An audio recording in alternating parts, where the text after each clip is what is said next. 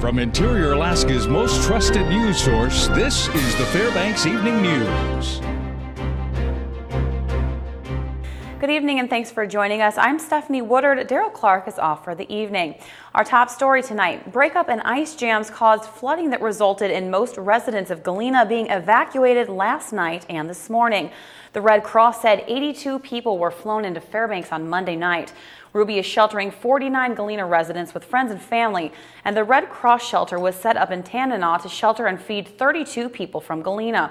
Tanana Chiefs Conference and the Red Cross will partner with USDA Commodities and the Food Bank to help feed all 215 individuals between the Red Cross shelter and Willow House. As we just said, late Monday evening and into the early morning hours today, the charter flights began the difficult task of bringing residents from Galena and other areas affected to Fairbanks, Anchorage, and other rural areas after they were told it was unsafe to remain at home. News Center 11's Daryl Lewis was at Fairbanks International Airport and has more. Thanks and good evening. I'm here at the Fairbanks International Airport East Ramp, and it's just after 1:30 a.m. Tuesday morning. Galena residents evacuated to Fairbanks. Some I spoke to, moved to tears, said it was all about just grabbing something and going. The water just rolling in everywhere. Told everybody just grab something and go. Yeah. Whatever. A little bag over there. Yeah, that's it, huh? That's it. And my grandkids and great-grandkids, we came in, so we had to get out of there. The steady stream of small charter flights began late Monday and continued into the wee hours Tuesday and beyond that. Rural residents not sure if there will be a home to return to.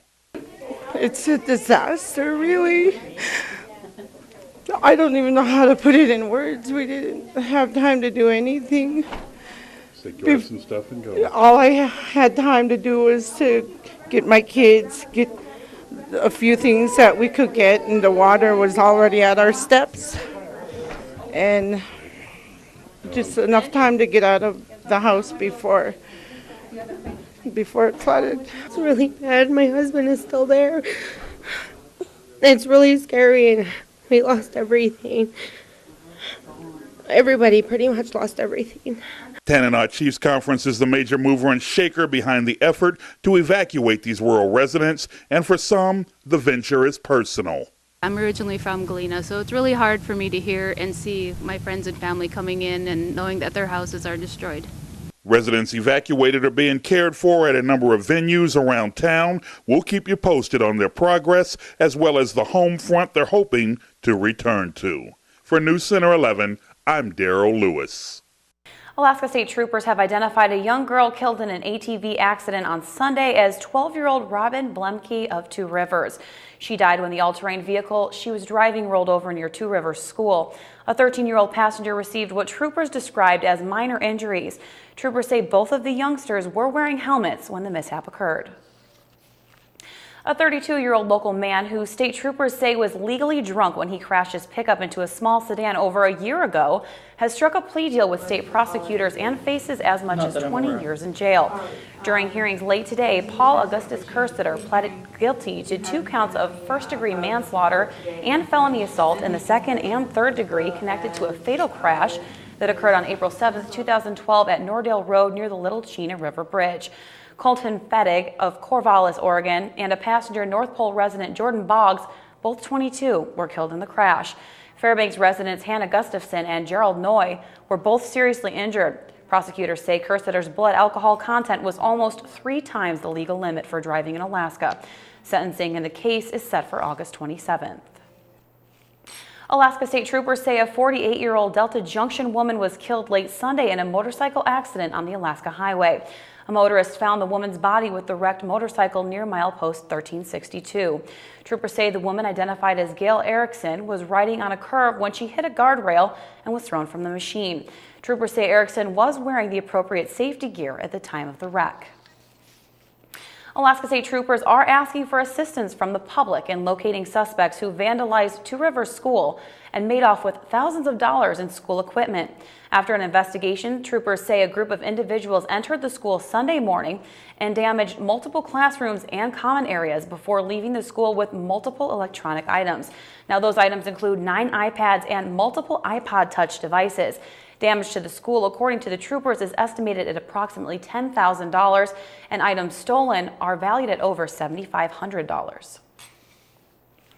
All right, when we come back, a lot of firefighters show up at a blaze off of the Richardson Highway and dealing with the expense of eating right. That's our health report. Stay with us. Welcome back to the Fairbanks Evening News. Early yesterday evening at around 7 p.m., North Star Fire Department received the call of a large structure fire. Located on Durango Trail in North Pole off of the old Richardson Highway, the fire department found significant fire to multiple structures surrounding a residence. Due to the multiple structures on fire and the limited amount of personnel, every truck in the borough was summoned to help fight the fire. According to the North Star Fire Department, the cause of the fire was due to a piece of machinery being operated in dry grass, which then ignited and spread to the rest of the property. 3 firefighters suffered minor injuries while fighting the blaze, and no other injuries were reported. And right now we're just battling multiple structures, wildland element, a lot of junkyard type material. So we're just working with limited manpower, and with the added heat out is creating some challenges for our people. This is all of the North Star Fire Service area has no hydrants. It's rural water supply, and so we're relying on tenders. And right now we have almost every department in the borough here with at least 1 truck and personnel. Hot temperatures in the last few days have caused red flag warnings to be issued for many areas.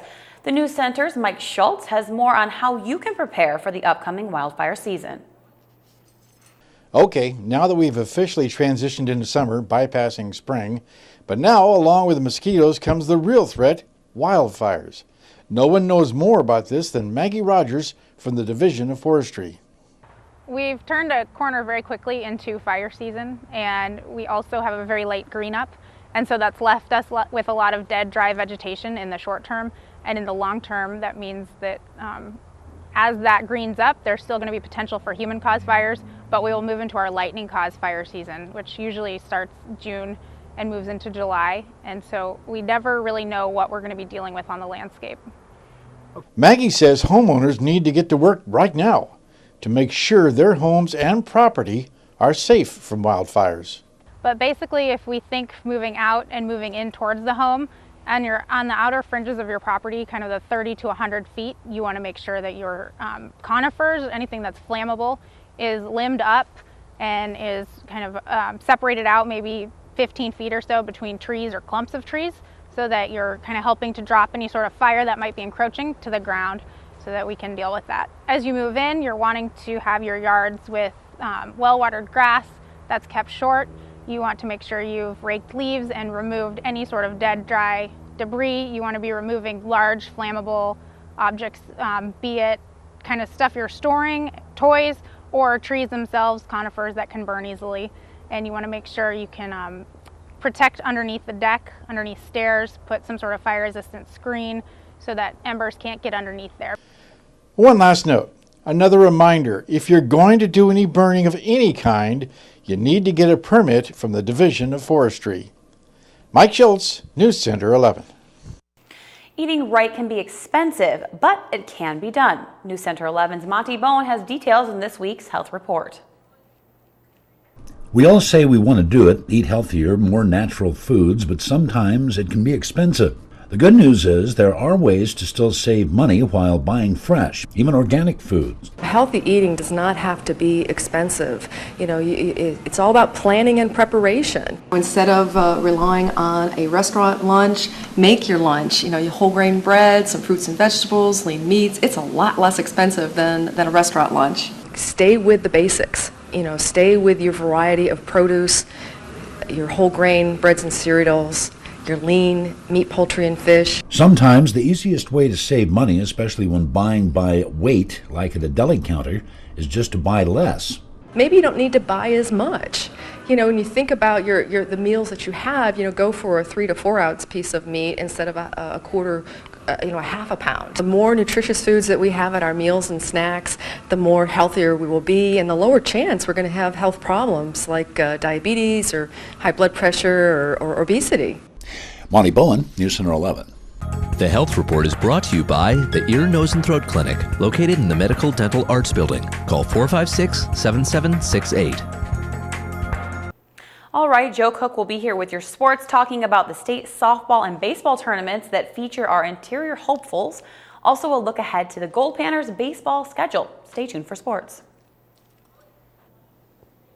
Hello, Interior Alaska. Joe Cook here in the sports sheet for you this evening. Hope you had a good holiday weekend and got recharged for the week. And now it's time to get into some sports. We start tonight with our local high school teams making their treks to the softball and baseball tournaments this weekend in Anchorage. Ladies first, the undefeated Lathrop Malamutes with 3 all-rail belt conference selections in Casey Duffield, Selena Maxwell, and Sierra Olade will face South Anchorage, the 4th seed from the Cook Inland Conference, in their first game this Friday. West Valley will play West Anchorage, last year's second-place team, at 11 a.m. this Friday. East Anchorage comes in as the defending champs for the large schools. This could be the Interior's year. No Interior team has finished higher than second, and that was North Pole in 2007. But Lathrop has had a perfect season, and West Valley finished in 3rd back in 2011. Now for the small schools championship bracket, the Hutchinson Hawks, in just their 2nd year of existence, are the number 2 MAC team and find themselves in the state tournament and will take on the Ketchikan Kings at 11 a.m. this Friday.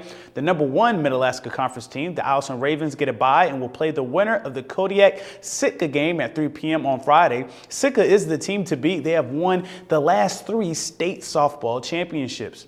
And now our local high school baseball squads will be trying to bring a state title to the Interior. The closest team to do that was Lathrop back in 2002, getting 2nd place. The ASAA First National Bank Alaska State Baseball Championship starts this Thursday, and Lathrop, the number 1 seed of the Mid-Alaska Conference with an 8-2 record, will get South Anchorage at 4 o'clock. South did win a state title back in 2011, and they came in as the 2 seed from the Cook Inland Conference. In the last game on Thursday, the number 1 Cook Inlet team, the Service Cougars, will face our West Valley Wolfpack. As you know, West Valley is in due to the tiebreaker advantage based on runs allowed against conference opponents over North Pole. Juneau Douglas comes in as the favorite. The defending Crimson Bears also won titles in 2008 and 2010. The Ketchikan Kings were last year's runner-up. If Lathrop advances, they will play the Ketchikan Kodiak winner, and if West Valley wins, they will play the Colony Juneau Douglas winner.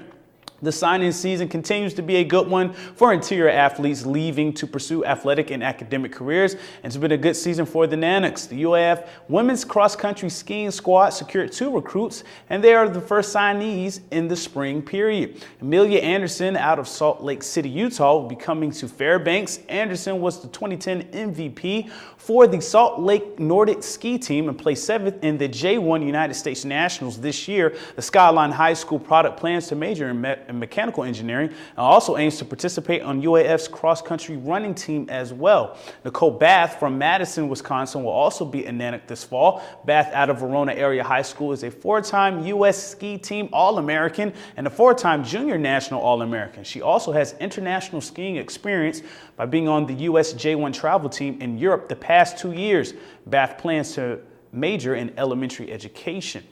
And the high school baseball season is over in the Interior, but the Gold Panners baseball season is just a few weeks away. The 54th season for the Gold Panners will start on the road this year. The Fairbanks squad will be in the Verona Bash Invitational Tournament. The tournament is in Southern California starting June 7th through the 9th at the Verona Resort and Casino. The Gold Panners will play the Oceanside Waves, the Verona Stars, the San Diego Force. From there, they'll travel to Chugach to play the Chinooks for their first Alaska Baseball League game of the season. The first home game will be June 17th against the San Francisco Seals. And of course, on June 25th, the 108th Midnight Sun game, San Francisco Seals will be the opponent this year. This season, the Gold Panners will host half of the Midnight Sun games at 54. Also, they will have their first home ABL slate on June 25th against the Anchorage Bucks. The Gold Panners will be under new head coach Brian Harris, who comes in from Santa Ana College. The Panners have players from the WCC champion Gonzaga team, the University of Oregon, and University of Arizona to highlight their roster for the coming summer season. And last note, the Fairbanks Golf Course is now open from 8 to 8, and they are on temporary greens. And that'll do it for sports tonight. Thanks for rocking with me for a little while. For more KTVS sports, just go to Twitter, YouTube, web711.com, and of course our mobile app. And it's actually starting to get warm, so stay cool, Alaska. Mike Schultz has your full weather forecast coming up next, and we'll catch you next time. Hey everyone, welcome back into the Fairbanks Evening News. Mike Schultz with you once again for a look at the weather, and boy, it was a great day across the interior. Another 80-degree plus temperature, we'll tell you about that in just a little bit, and it's going to continue, it looks like, into Friday. Right now, things are looking real good. In fact, our latest radar, we're going to show you some showers around the Fairbanks here. You can see them out to the east and the northeast, but they're diminishing pretty rapidly as the heating of the day starts to cool down, and the precipitation, any if at all, it's going to be just light rain shower activity. Now, as far as temperatures go, this time of year, look at that. The normal high was right around 64, 65 degrees, but 81 right now, 82 degrees for the high. The record low, 30 in 1934, but in contrast, 90 degrees in 1947. Your sunrise and sunset works out to about 20 hours and 12 minutes of daylight, a gain of 6.5 minutes from yesterday. Here's our satellite picture. As you can see, nothing going on across the interior except a few scattered light showers.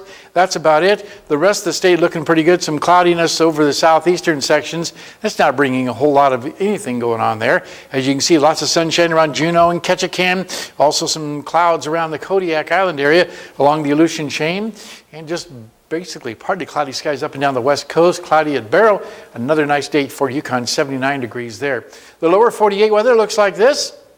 More showers over the Pacific Northwest and across the Central Plains. A lot of weather going on across the southern plains. In fact, let's go to our latest satellite and radar and show you these things exploding across parts of Texas. Once again, watch this thing just explode and then move on into Kansas and Nebraska and Iowa, all those looking at some very violent weather tonight. Already a tornado reported in parts of Kansas, and as you can see tomorrow, it will continue as strong to severe thunderstorms expected over a large portion of the country, and the overall jet stream again riding way to the north, keeping the cooler air to the north and the strong thunderstorms and humidity down to the south. Okay, back to Alaska for tomorrow. Here's what it looks like in the northern sections, looking at rain and snow at Barrow. Yeah, it's still there. Mostly cloudy skies, or mostly sunny skies, just say, for Nome and Fort Yukon. Here in the interior, not too bad. Lots of sunshine in the Fairbanks area, a few afternoon showers possible in Healy. And over the southeast part of the state, a few showers at Juneau, mostly cloudy in Ketchikan. While out to the southwest, we're looking at mostly cloudy skies at Cold Bay and Kodiak, but sunny skies in Bethel. Over south central sections, including the Anchorage Bowl, mostly sunny in Anchorage and Homer, some isolated showers possible for Valdez. Again, in time for our pollen count from the folks at the Tanana Valley Clinic. A little bit of growth now. We see the trees are at high levels and medium levels for mold, while weeds and grass are still hanging back there. Again, every day we appreciate the folks at the Tanana Valley Clinic giving us that update. Here's your forecast for the night. Overnight low of 50 degrees. Very nice. Tomorrow's forecast calling for 81 for the high. Another warm day, some isolated showers possible, but the extended forecast looking at a little cooling trend. By Saturday, looking at temperatures dropping down to the low to mid 70s, 70 degrees by Sunday, and some scattered shower activity on Monday of next week. Also, overnight lows, once again, still pretty mild, 50 degrees each night, cooling off a little bit toward the end of the 5-day period. But all in all, very, very nice. Lows in the 50s, I mean, that's party time. Yeah, that's nice. Bonfires. You know, we're blowing away that normal high temperature is around 65 degrees, and we're 16, 17 degrees above that, so that's nice. We're making up for this extended winter. Yeah, yes. It feels good outside. We skipped spring, went straight to summer. Right into summer. Okay, well that will wrap up this edition of the Fairbanks Evening News. As always, we're so glad you could join us. Tonight on NBC Nightly News, home prices, stocks, and consumer confidence surge. What's behind the new numbers on the economy? That's next with Brian Williams. I call him B-Dubs. Join us here 6 days a week at 6 and 11 or online anytime at webcenter11.com. So does that mean I'm like S-Dubs? Yeah, S-Dubs. Yeah, S-Dubs is cool. That's so cool. from all of us here at the News Center, we hope you have a great night. Stay tuned for BW.